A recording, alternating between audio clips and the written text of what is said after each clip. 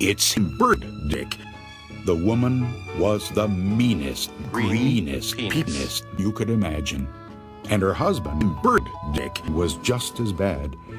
The only good thing was that they licked dead babies' rotting toes.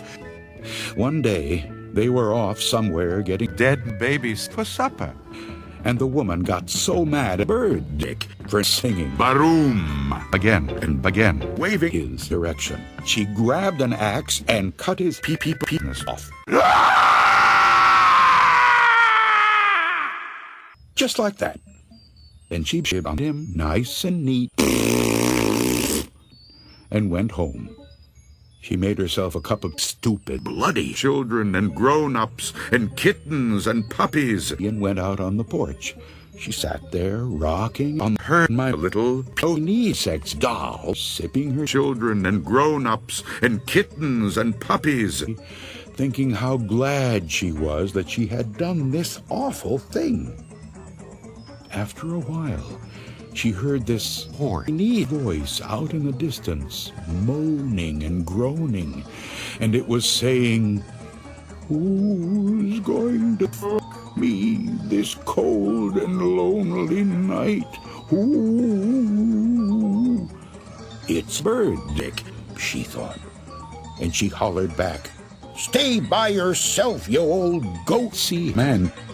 Soon she heard the voice again, only now it was closer, and it was saying, "Who's going to fuck with me this cold and lonely night? Ooh."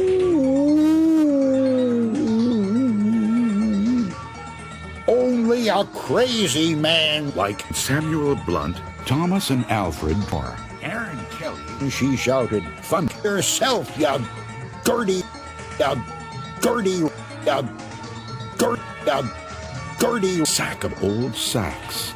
Then she heard the voice even closer, and it was saying, "Who's going to fuck me this cold and lonely night? Who?"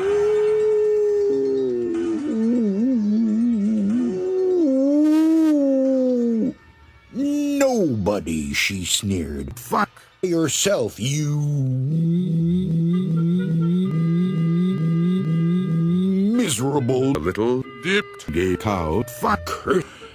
She stood up to go into the house, but now the voice was right behind her, and it was whispering.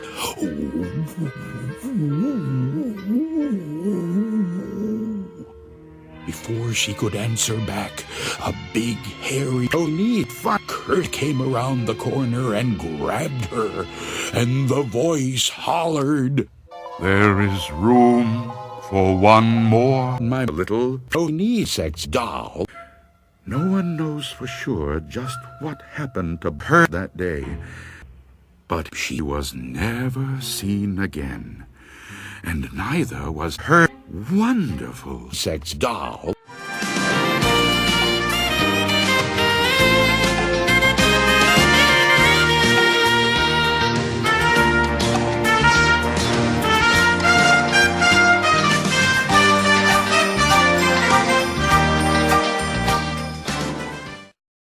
Babies fuck my ass. Oh yes, oh yes, oh yes.